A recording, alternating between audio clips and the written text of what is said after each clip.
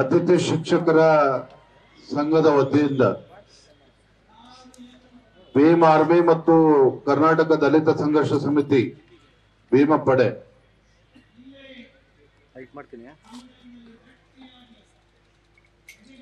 ರಾಜ್ಯ ಸರ್ಕಾರ ಮಾನವೀಯತೆಯಿಂದ ನಡ್ಕೊಳ್ಬೇಕು, ತಮ್ಮ ಬೇಡಿಕೆಗಳನ್ನ ಈಡೇರಿಸಬೇಕು ಅಂತೇಳಿ ಕಳೆದ ಹಲವಾರು ಬಾರಿ ತಾವು ಹೋರಾಟವನ್ನ ಮಾಡಿದ್ದೀರಿ. ಇನ್ನೂ ಕೂಡ ರಾಜ್ಯ ಸರ್ಕಾರ ತಮ್ಮ ಸಮಸ್ಯೆಗೆ ಸ್ಪಂದಿಸ್ತಾ ಇಲ್ಲ ಅಂತೇಳಿ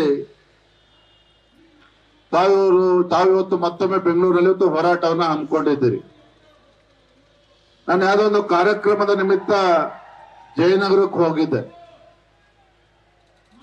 ನಮ್ಮ ವಿಪಕ್ಷ ನಾಯಕರಾಗಿರ್ತಕ್ಕಂಥ ಛಲವಾದಿ ನಾರಾಯಣಸ್ವಾಮಿ ಅವರು ಇಲ್ಲ, ಈ ರೀತಿ ಅತಿಥಿ ಉಪನ್ಯಾಸಕರು ಶಿಕ್ಷಕರು ಹೋರಾಟ ಧರಣಿ ಮಾಡ್ತಾ ಇದ್ದಾರೆ, ಆ ಧರಣಿನಲ್ಲಿ ನಾವು ಕೂಡ ಭಾಗವಹಿಸಬೇಕು ಅಂತ ಹೇಳಿದ್ರೆ ಬಂದಲ್ಲಿ ಫೋಟೋ ಹೊಡಿಸ್ಕೊಂಡು ಸೆಲ್ಫಿ ಹೊಡಿಸ್ಕೊಂಡು ನಾಳೆ ಪತ್ರಿಕೆಯಲ್ಲಿ ಫೋಟೋ ಬರಬೇಕು ಅನ್ನೋ ಉದ್ದೇಶ ಇಟ್ಕೊಂಡು ನಾವು ಬಂದಿಲ್ಲ. ಛಲವಾದಿ ನಾರಾಯಣಸ್ವಾಮಿ ಅವರ ಒಂದು ಪ್ರಾಮಾಣಿಕ ಕಳಕಳಿ ಇದೆ, ನಮ್ದು ಕೂಡ ಒಂದು ಪ್ರಾಮಾಣಿಕ ಕಳಕಳಿ ಇದೆ. ತಮ್ಮ ಹೋರಾಟಕ್ಕೆ ಧ್ವನಿಗೂಡಿಸ್ಬೇಕು, ತಮ್ಮೆಲ್ಲರ ಧ್ವನಿಯಾಗಿ ಆಡಳಿತ ಪಕ್ಷಕ್ಕೆ ಕಿವಿಡ್ತಕ್ಕಂಥ ಕೆಲಸ ಮಾಡಬೇಕು, ನಮ್ಮ ಸಮಸ್ಯೆಗೆ ಸ್ಪಂದನೆ ನೀಡಬೇಕು ಅಂತೇಳಿ ನಾವು ಮತ್ತು ಛಲವಾದಿ ನಾರಾಯಣಸ್ವಾಮಿ ಅವರು ಬಂದಿರತಕ್ಕಂಥದ್ದು.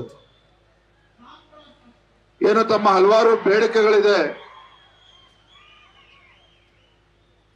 ಪ್ರತಿ ಮಾಸಿಕ ಒಂದು ಕನಿಷ್ಠ ವೇತನ ಅಥವಾ ಗೌರವಧನ ಅಂತ ಹೇಳಿದ್ರೆ ತಾವೇ ಹೇಳಿದ್ರಿ, ಹಿಂದೆ 5,000 ರೂಪಾಯಿ ಕೊಡ್ತಾ ಇದ್ರು. ಬಿಜೆಪಿ ಸರ್ಕಾರ ಇದ್ದಾಗ 5,000 ರೂಪಾಯಿನ 2,500 ರೂಪಾಯಿ ಹೆಚ್ಚಿಸಿ 7,500 ರೂಪಾಯಿ ಕೊಡ್ತಕ್ಕಂಥ ಕೆಲಸ ಆಯ್ತು.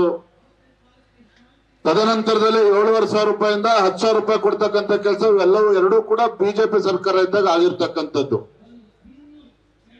ಆದ್ರೆ ಒಂದು ದುರಂತ ಏನಪ್ಪಾ ಅಂತ ಹೇಳಿದ್ರೆ, ಈ ನಾಡಿನ ಮಕ್ಕಳ ಭವಿಷ್ಯವನ್ನ ರೂಪಿಸ್ತಕ್ಕಂಥ ಒಂದು ಮಹತ್ತರವಾಗಿರ್ತಕ್ಕಂಥ ಜವಾಬ್ದಾರಿಯನ್ನ ತಾವೇನ್ ನಿರ್ವಹಿಸ್ತಾ ಇದ್ದೀರಿ. ಮಹತ್ತರವಾಗಿರ್ತಕ್ಕಂಥ ಒಳ್ಳೆ ಜವಾಬ್ದಾರಿ ಇರ್ತಕ್ಕಂಥ ಸ್ಥಾನದಲ್ಲಿ ತಾವಿದ್ದೀರಿ. ತಮ್ಮ ಬೇಡಿಕೆಗಳಿಗೆ ಸ್ಪಂದನೆ ಮಾಡಬೇಕಾಗಿರ್ತಕ್ಕಂಥದ್ದು, ತಾವು ಕೊಟ್ಟಿರ್ತಕ್ಕಂಥ ಎಲ್ಲಾ ಬೇಡಿಕೆಗಳು ಕೂಡ ಸ್ಪಂದನೆ ಮಾಡಕ್ ಆಗ್ತದ, ಎಲ್ಲದಕ್ಕೂ ಕೂಡ ಸ್ಪಂದನೆ ಮಾಡಕ್ ಆಗ್ತದ ನಾ ಹೇಳೋದಿಲ್ಲ. ಆದ್ರೆ ಕೆಲವು ಕನಿಷ್ಠ ವಿಚಾರಗಳನ್ನ ತಾವು ಪ್ರಶ್ನೆಗಳನ್ನ ಎತ್ತಿದ್ದೀರಿ. ಉದಾಹರಣೆಗೆ ಕರ್ತವ್ಯದ ಅವಧಿಯಲ್ಲಿ ಮಹಿಳಾ ಶಿಕ್ಷಕರಿಗೆ ಒಂದು ಗೌರವ ಸಂಪಾದನಾ ಸಹಿತ ಗರ್ಭಿಣಿಯರ ರಜೆಯನ್ನ ಕೂಡ ನೀವು ಕೇಳಿದ್ದೀರಿ. ಅಂದ್ರೆ ಕನಿಷ್ಠ ಬೇಡಿಕೆಗಳನ್ನ ತಾವು ಒತ್ತಾಯನ ಮಾಡ್ತಾ ಇದ್ದೀರಿ.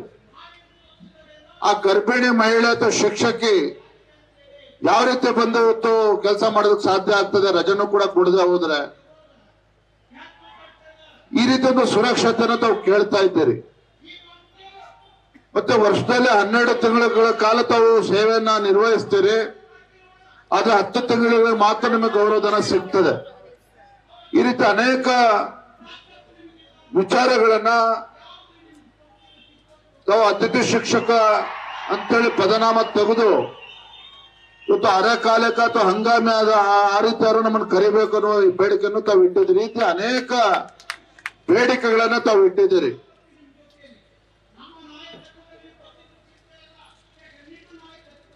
ರಜೆನೂ ಸಿಗದೇನೆ,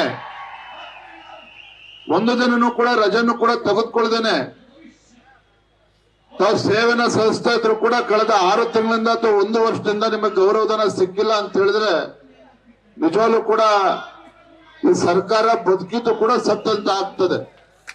ನಾನು ಮೊನ್ನೆ ದಿನ ಪತ್ರಿಕೆ ನೋಡ್ತಾ ಇದ್ದೆ, ಬಹಳ ನೋಡಿ ಎಂತ ದುರಂತ ಅಂತ ಹೇಳಿದ್ರೆ, ಬಹಳ ಮಾತನಾಡಕ್ ಹೋದ್ರೆ ನೀವೇನ ರಾಜಕಾರಣ ಮಾತಾಡಿದ್ರಿ ಅಂತೇಳಿ ನೀವು ಕೂಡ ಅಂದ್ಕೊಳ್ತೀರಿ. ಹಿಂದೆ ನಮ್ಮ ಸರ್ಕಾರ ಇದ್ದಾಗ 11 ಯೂನಿವರ್ಸಿಟಿಗಳನ್ನ ಚಾಮರಾಜನಗರ, ಬಿಜಾಪುರ, ಬೀದರ್ ಈ ರೀತಿ ಬೇರೆ ಬೇರೆ ಜಿಲ್ಲೆಗಳಲ್ಲಿ ಯೂನಿವರ್ಸಿಟಿಗಳನ್ನ ತರತಕ್ಕಂಥ ಕೆಲಸ ಮಾಡಿದ್ದೇವೆ. ಯೂನಿವರ್ಸಿಟಿಗಳನ್ನ ಮುಚ್ಚಾಕ್ತಕ್ಕಂಥ ಕೆಲಸ ಕೂಡ ರಾಜ್ಯ ಸರ್ಕಾರ ಮಾಡ್ತಾ ಇದೆ. ಅಂದ್ರೆ ಎಲ್ಲೋ ಒಂದ್ ಕಡೆ ಮಕ್ಕಳ ಭವಿಷ್ಯವನ್ನ ರೂಪಿಸಬೇಕಾಗಿರ್ತಕ್ಕಂಥ ರಾಜ್ಯ ಸರ್ಕಾರ, ಮಕ್ಕಳ ಭವಿಷ್ಯವನ್ನ ರೂಪಿಸ್ತಕ್ಕಂಥ ಶಿಕ್ಷಕರ ಜೊತೆಲಿ ಇವತ್ತು ಚೆಲ್ಲಾಟ ಆಡ್ತಾ ಇರ್ತಕ್ಕಂಥದ್ದು ಇದು ಖಂಡಿತ ಸರಿಯಲ್ಲ, ಇದು ಅಕ್ಷಮ್ಯ ಅಪರಾಧ. ನಾನು ಒಂದ್ ಮಾತನ್ನ ಸಂದರ್ಭದಲ್ಲಿ ಹೇಳ್ತೇನೆ, ನಾನಾಗ್ಲಿ ಭಾರತೀಯ ಜನತಾ ಪಾರ್ಟಿ ಚಲವಾದಿ ನಾರಾಯಣಸ್ವಾಮಿ ಅವರಾಗ್ಲಿ, ಏನು ಅಧಿವೇಶನ ಪ್ರಾರಂಭ ಆಗ್ತಾ ಇದೆ ಮಾರ್ಚ್ 3ನೇ ತಾರೀಕಿಂದ, ಆ ಅಧಿವೇಶನದಲ್ಲೂ ಕೂಡ ನಿಮ್ಮ ಪರವಾಗಿ, ನಿಮ್ಮ ಧ್ವನಿಯಾಗಿ, ನಿಮ್ಮ ಸಂಕಷ್ಟಕ್ಕೆ ಸ್ಪಂದನೆ ಮಾಡ್ತಕ್ಕಂಥ ನಿಟ್ಟಿನಲ್ಲಿ ನಾವು ಕೂಡ ಪ್ರಶ್ನೆನ ಎತ್ತುತ್ತೇವೆ. ಪ್ರಶ್ನೆನ ಉತ್ತರವನ್ನ ಕಂಡುಕೊಳ್ತಕ್ಕಂಥ ಕೆಲಸವನ್ನು ಕೂಡ ನಾವು ನಮ್ಮ ವಿರೋಧ ಪಕ್ಷದ ನಾಯಕರು ಮಾಡ್ತೇವೆ ಅನ್ನೋ ಭರವಸೆನ ಸಂದರ್ಭ ಕೊಡ್ತೇವೆ.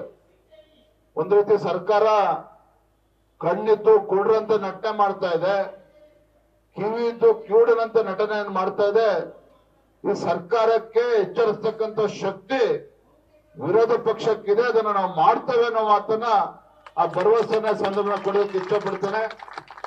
ಹಾಗಾಗಿ ಹಿಂದೆ ಬಿಜೆಪಿ ಸರ್ಕಾರ ಏನ್ ಮಾಡಿದೆ ಅನ್ನೋದಕ್ಕಿಂತ ಹೆಚ್ಚಾಗಿ ಇವತ್ತು ನಿಮ್ಮ ಸಂಕಷ್ಟಕ್ಕೆ ಸ್ಪಂದನೆ ಏನು ಆಡಳಿತ ಪಕ್ಷ ಮಾಡಬೇಕಾಗಿದೆ, ಆ ನಿಟ್ಟಿನಲ್ಲಿ ನಾವು ಕೂಡ ಕೈ ಜೋಡಿಸ್ತೇವೆ ಅನ್ನೋ ಮಾತನ್ನ ಚಲವಾದಿ ನಾರಾಯಣಸ್ವಾಮಿ ನಿಮ್ಮ ಎಲ್ಲರ ಪರವಾಗಿ ನಾವು ಈ ಸಂದರ್ಭ ಭರವಸೆನ ಕೊಡ್ತೇವೆ ಅಂತ ಹೇಳ್ತಾ, ನಿಮ್ಮ ಆಕ್ರೋಶ ನಮ್ಗೆ ಅರ್ಥ ಆಗ್ತದೆ. ಪಾಪ ತಾಯಂದ್ರು ಕೂಡ ಮನೆ ಮಕ್ಕಳು ಎಲ್ಲವನ್ನ ಬಿಟ್ಟು ಇವತ್ತು ಬೆಂಗಳೂರಿಗೆ ಬಂದಿದ್ದೀರಿ, ಹೋರಾಟ ಮಾಡ್ಬೇಕು, ನಿಮ್ಗೆ ನ್ಯಾಯ ಸಿಗ್ಬೇಕು ಅಂತೇಳಿ ಅಪೇಕ್ಷೆ ನಡ್ಕೊಂಡು ಬಂದಿದ್ದೀರಿ. ಖಂಡಿತ ನಿಮ್ಮ ಹೋರಾಟಕ್ಕೆ ನಾವು ಕೂಡ ಸ್ಪಂದನೆ ಮಾಡ್ತೇವೆ ಅಂತೇಳಿ ಮತ್ತೊಮ್ಮೆ ನಿಮ್ಗೆಲ್ಲರೂ ಕೂಡ ಭರವಸೆನ ಕೊಡ್ತಾ, ನಿಮ್ಮೆಲ್ಲರನ್ನ ಉದ್ದೇಶಿಸಿ ನಮ್ಮ ವಿಪಕ್ಷ ನಾಯಕರಾಗಿರ್ತಕ್ಕಂಥ ಚಲವಾದಿ ನಾರಾಯಣಸ್ವಾಮಿ ಅವರು ಮಾತನಾಡಬೇಕು ಅಂತ ಹೇಳಿ ನಾವು ವಿನಂತಿಯನ್ನು ಮಾಡ್ತಾ ಇದ್ದೇನೆ. ನಮ್ಮೆಲ್ಲರ ಪರವಾಗಿ ನಮಸ್ಕಾರ, ವಂದನೆಗಳು. ನ್ಯೂಸ್ ಫಸ್ಟ್ ನಿರ್ಭೀತಿಯಿಂದ ನಿಮ್ಮ ಪರವಾಗಿ.